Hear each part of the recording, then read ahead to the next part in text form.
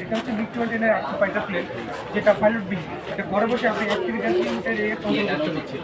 এছাড়া হচ্ছে যে ultrasonic radar system. Ultrasonic radar system, এটার সামনে যে রাডারে যদি কোনো বস্তু আসে তখন সে অটোমেটিক জানান পায়। যতক্ষণ আমরা অ্যালার্মিং পাবো যে ভারত পানি ছাড়ছে, আমরা তো জানি না, ওরা তো অজান্তে এটা ছেড়ে দিবে।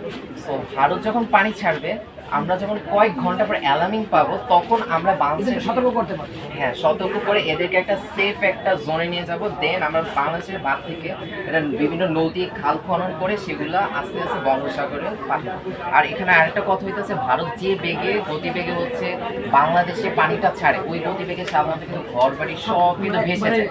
তো আমরা এখানে যদি ভারতের পানিগুলো এখানে ঢুকতে যাই 24 ঘন্টা লাগে, আমাদের বাদ দ্বারা 92 ঘন্টা লাগে। আমরা বেগটা হচ্ছে কমায় দিব, ফলে হচ্ছে এই ঘর বাড়িগুলো উজাড় করে সম্ভব। অ্যান্ড ভূগর্ভস্থ পয় নিষ্কাশন ব্যবস্থা উন্নত করার ফলে হচ্ছে দ্রুত এগুলো মাটির নিচে এবং খাল ও নদীর মাধ্যমে হচ্ছে বঙ্গোপসাগরে চলছে। আর এটা একটা আরেকটা হচ্ছে উপকারিতা কি, আর একটা হচ্ছে এখানে বিভিন্ন গর্ত খনন করে এবং খাল বিল মানে তৈরি করে হচ্ছে পানি জমা রাখা হবে, যেটা গ্রীষ্মকালে আমাদের যে উত্তরাঞ্চল পশ্চিমাঞ্চলে যে খরা প্রবণতা এলাকাগুলো আছে ওগুলোতে সেচের কাজ করা হবে, কৃষি জমির কাজ করা হবে। পানিতে যদি আমার ধরে রাখা আছে, হ্যাঁ, কারণ এটা দিয়ে আমি আবার এইদিকে ধরে রাখি। কারণ স্বাধীনতা দেখেন 53 বছরে আমাদের মোট 518টি নদী মৃত। তো এখন আমাদের কাছে আছে প্রায় 750টা নদীর মতো। এই 750টা নদীর মাধ্যমে কিন্তু আমাদের কৃষি, এই দেশের মাধ্যমে কিন্তু কৃষি চাষ করা সম্ভব না। সো আমাদের বিকল্প একটা ওয়ে খুঁজে নিতে হবে যেটা দ্বারা পানি সংরক্ষণ করা যায়। বাদ দ্বারা কিন্তু বৃষ্টির পানি বলেন, ভারতের কাছে পানি বলেন, এগুলো কিন্তু সংরক্ষণ করা যায়। সো এগুলো দিয়ে কৃষি সেচের ব্যবস্থা করা যায়। সেই সাথে ভারতের কাছে পানির চাপে কিন্তু আমরা কিন্তু এখানে ভেঙে সমান হয়ে যায়, ওইটা হবে না। আমরা চাইলে আমাদের নিজের মতো অল্প করে পানি দিতে পারি। জি জি জি, চাপটা আস্তে আস্তে কম হবে ভাই। হাত ধন্যবাদ।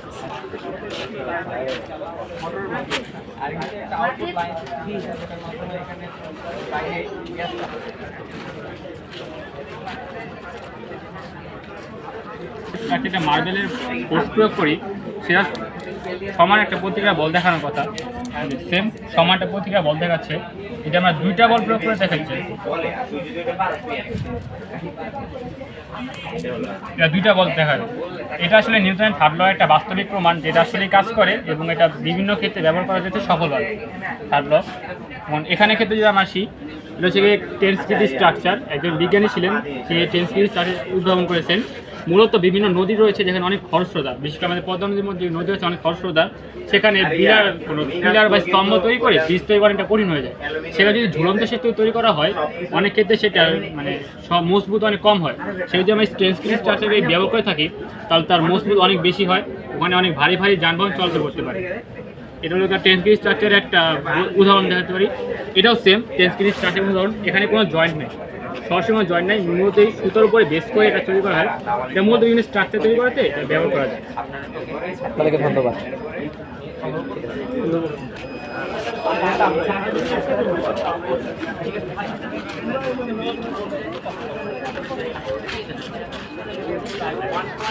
আমাদের প্যানেলটা রেডি করা হয়েছে, এটা ডিজিটাল স্ক্রিনে সব। আমি যদি আমরা এখানে একটা ছবি দিই, দেখবো আমার ব্যাকগ্রাউন্ডে হচ্ছে কিছু ভার্টিক্যাল অথবা হরিজন্টাল লাইন আছে। এটা কেন? তো এখন আমার প্রপোজাল সেটা হচ্ছে যে আমরা জেনেটিক্যালি এটাকে মডিফাই করব। মডিফাই করার পর শুধুমাত্র এই মডিফাইড ক্রপটা দিয়েই আমরা বায়োপ্লাস্টিক বানাবো, যাতে আমাদের খাবারের ভুট্টার মধ্যে কোনো দামের তারতম্য না হয়। তো এই জিনিসগুলো আমরা কোথায় চাষ করি? এখন ওই জিনিসটা চাষ করার জন্যই হচ্ছে আমাদের এই প্রেজেন্টেশনটা, যেখানে হচ্ছে আমরা পতিত ভূমিকে আমরা আবার মানে রিস্টোর করবো। এখন ল্যান্ড রিস্টোরেশন সম্পর্কে আমাদের 50 স্লাইডের একটা প্রেজেন্টেশন আছে, চাইলে এটা দেখতে পারেন। সো লিঙ্ক ফর যেখানে চাই আমি পরবর্তীতে দেখতে পারবো।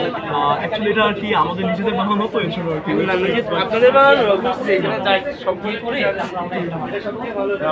দেশের মানুষের সেবাই দিতে ব্যবহার করতে পারছি। যেহেতু আজকের এই ফেস্টটা হচ্ছে একটা আন্তর্জাতিক মানে জাতীয় মানের ফেস্ট, তো এখানে হচ্ছে ভালো ভালো লোকজন আসবে, তারপর হচ্ছে অনেক সরকারের উচ্চপদস্থ লোকজনও থাকতে পারে। তো আমরা চাবো মানে আমরা আশা করবো যে সরকারের উচ্চপদস্থ কেউ আমাদের এই প্রজেক্টটাতে মানে ওনার নজরে আসুক, দৃষ্টি আকর্ষণ করবো, এবং যদি সরকার আমাদের ফান্ডিং দেয় আমরা ইনশাআল্লাহ আমরা এটাকে বৃহৎ পরিসর করতে পারবো।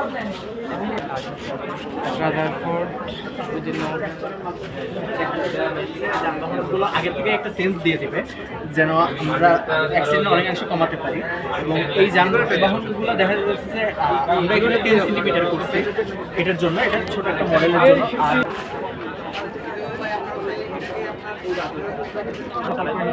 সেখানে আমাদের নিজেদের গরিব অর্থনৈতিকভাবে অসুস্থ যারা কোনোভাবে লাভবান হতে পারতো না, সেখানে যদি এই গলাঘাটের ফাইবারটাকে ইউজ করা যায়, এটা মূল্যবান বস্তুর মূল্যবান একটা অংশ হিসেবে যদি ব্যবহার করা যায়, সেক্ষেত্রে কম মূল্যবান বস্তুর অনেক দাম বেড়ে যাবে।